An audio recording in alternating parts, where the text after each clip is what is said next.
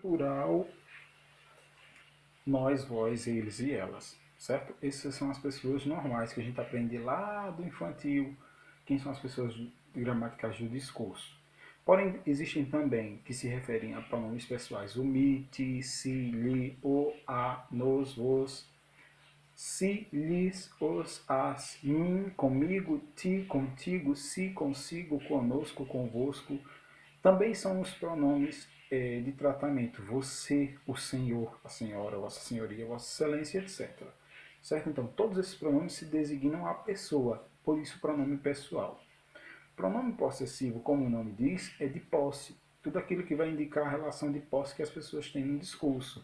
Por exemplo, meu, minha, meus, minhas, nosso, nossa, nossos, nossas, teu, tua, teus, tuas, vosso, vossa, vossos, vossas, seu, sua, seus e suas.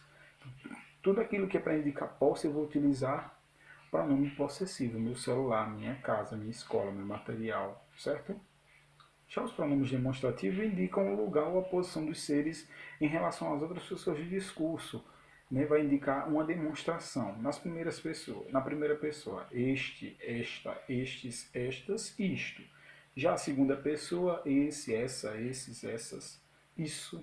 Terceira pessoa, aquele, aquela, aqueles, aquilos, aquelas e aquilo. Certo? Porque são pronomes que estão demonstrando. Já os pronomes indefinidos referem-se à terceira pessoa do discurso no sentido vago, exprimindo a quantidade indeterminada. Então, indefinido, aquilo que vai me trazer vai me exprimir uma questão de quantidade indeterminada. Exemplo: quem espera sempre alcança. São pronomes indefinidos também. Algum, nenhum, qualquer, ninguém, onde, etc. Certo? Pronome relativo representam numa oração os pronomes mencionados na oração anterior. Exemplos: o livro que comprei é muito bom, certo? Então aí o que é um pronome relativo. Também são pronomes relativos: que, quanto, quanta, cujo, cuja, o qual, a qual, os quais, as quais. Pronomes interrogativos são os pronomes que vão fazer perguntas, né? Como o nome já diz, interrogativo. Quem, qual, quanto, quando são quem, qual, quanto, quando são usados para formular uma pergunta. Então agora vamos para os adjetivos. Os adjetivos, perdão, os advérbios. Eu errei aí a digitação. O que é um advérbio? É a palavra invariável que muda, que modifica o sentido de um verbo, de um adjetivo ou de outro advérbio. Então, um advérbio ele tem essa função de modificar o sentido de um verbo, de um adjetivo ou de outro próprio advérbio. Os principais advérbios indicam circunstâncias de tempo, lugar, modo, intensidade, negação, dúvida e afirmação. Exemplos de advérbios: de tempo: ontem, hoje, amanhã, já, cedo, tarde, antigamente. Já os advérbios de lugar: aqui, ali, acolá, aí, lá, perto, longe, acima, abaixo, dentro e fora. Adjetivos de modo: que modo você está hoje? Estou no modo devagar, depressa, bem, mal, calmamente, alegremente. Advérbios de intensidade: muito, menos, pouco, mais, bastante. Advérbios de negação: não, absolutamente, talvez, provavelmente, possivelmente. Advérbios de afirmação: sim, certamente, realmente. Já as preposições, né? Muito importante também. Todas as classes gramaticais são importantíssimas para que possamos construir nossos textos, formular nossas frases, tá certo, pessoal? Por isso que é bom a gente fazer essa revisão para que vocês compreendam bem, porque é um conteúdo importantíssimo nesse nono ano, já que a gente vai fazer uma grande revisão, aprender bastante coisa também esse ano. Então é importantíssimo conhecermos os critérios básicos de cada um dessas classes gramaticais, cada uma. Então, o que é a preposição? A preposição é uma palavra invariável que liga um termo dependente a outro termo principal, estabelecendo a relação entre eles. Então, é o que vai dar aquilo que vai dar uma ligação. É um termo invariável que liga um termo dependente a um termo principal. Quais são as preposições? A, ante, após, até, com, contra, de, desde, em, entre, para, perante, por, sem, sob, sobre e tras. Essas são as principais preposições. É claro que existem mais, certo? Existem outras preposições. Conjunção. Bom, quando entramos em conjunção e interjeição, lá no 8º ano, é um dos conteúdos que os alunos reclamam demais, porém não são difíceis, certo? É apenas uma questão de associação e você realmente observar o nome a que ele indica, porque já observando pelo nome, você já compreenderá o que ele está querendo dizer. Então a conjunção é a palavra invariável que liga o quê? Duas palavras com o mesmo valor numa oração, que liga também duas orações entre si.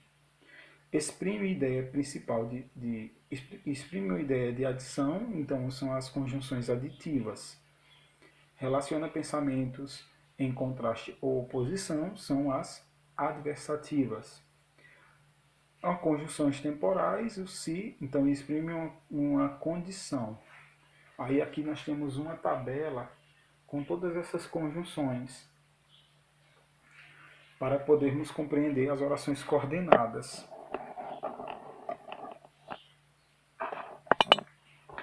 Então, as conjunções coordenativas.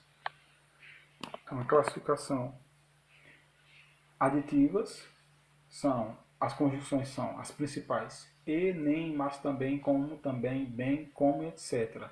Exemplos de classificações, exemplos das conjunções aditivas. Pedro é educado e gentil. Ó. Tem uma adição. Ele não só é educado, como também é gentil.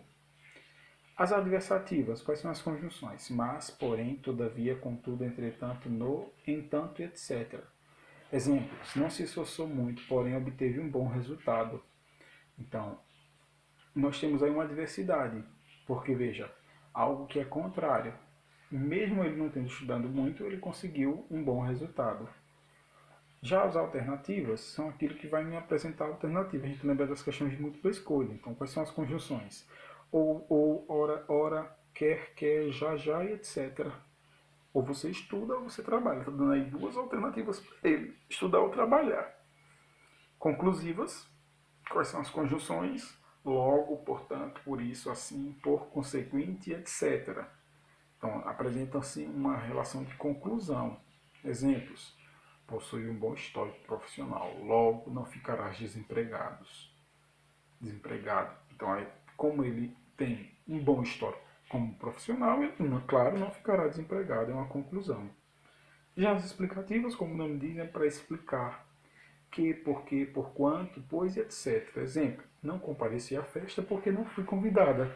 Por que você não compareceu à festa? Porque não fui convidada. Apresentou aí uma conclusão.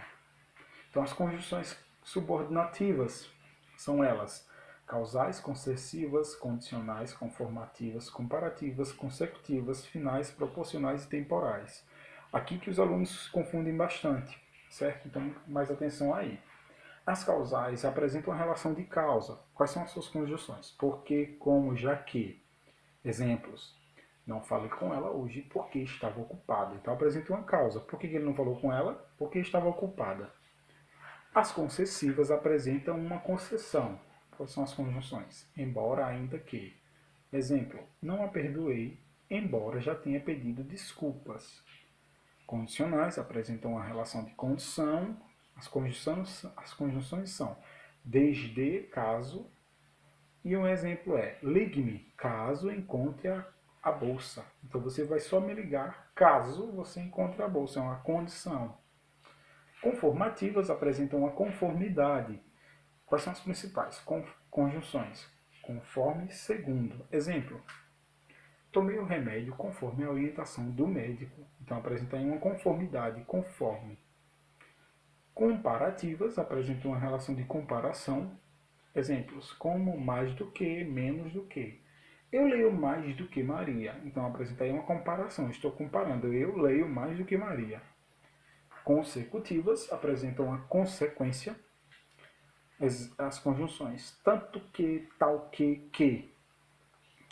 Exemplos: andei tanto que me cansei. Ok? Então aí apresenta uma consequência. Finais apresentam uma finalidade. Quais são as conjunções? A fim de que, para que, que. Durma para que descanse. Aí nós temos uma finalidade. Proporcionais apresentam a relação de proporção à medida que, ao passo que. À medida que andava, percebi que estava errada. E a última, as temporais, que apresentam uma relação de tempo. Quais são as principais conjunções? Desde que, depois que, quando. Bebi água quando eu cheguei em casa. Então aí apresenta um tempo. Quando foi que eu bebi água? Quando cheguei em casa. Certo? Interjeição. São palavras invariáveis que expressam a emoção, o sentimento. As interjeições são mais comuns. As mais comuns são. Então, lembre-se, sempre depois de uma interjeição, sempre, sempre, sempre usar a pontuação correta, que é a exclamação, certo? Eu vejo muito que a gente utiliza esse erro nas redes sociais e acabamos esquecendo. Então, perde-se o sentido de uma interjeição. São elas de alegria, exemplos, ó, uba, de aplauso, viva, bis, bravo, de chamamento, oi, olá, alô, de dor, ui, ai, de silêncio, silêncio, psiu, de surpresa, de advertência, cuidado, atenção, de alívio, ufa, are, de admiração, puxa, nossa, de desejo, oxalá, tomara, de saudação, salve, viva, olá, de terror, ui, credo, cruzes, certo? Então são as interjeições. Eu espero que não tenhamos mais erros com relação à interjeição, certo? Bom, o verbo ele é muito extenso, tá, pessoal? Então eu coloquei aqui todo esse conteúdo eles são mais extensos. Eu coloquei aqui uma revisão geral mesmo, a principal característica, os principais exemplos para que a gente não se perca. Então, o que é um verbo? É uma palavra que exprime ação, estado ou fenômeno da natureza, certo? Ação, estado ou fenômeno da natureza. Exemplos. Ação, correr. Então, correr é uma ação. Eu corro, tu corres. Ficar. Ficar é um estado. Fiquei sabendo. Fiquei doente. Então, aí, um estado. E chover é um fenômeno da natureza. Chovia, estava ensolarado, certo? Então, o verbo exprime sempre um estado, uma ação ou um fenômeno da natureza. Sempre. Ok? E essas são as referências que utilizei do site do professor Durval, exercícios de classes gramaticais. Fiquem à vontade para procurarem outras fontes. E qualquer dúvida, deixem suas dúvidas aqui, que eu tentarei saná-las o mais rápido possível. Tchau, tchau. Fiquem com Deus. Que Deus muito vos abençoe.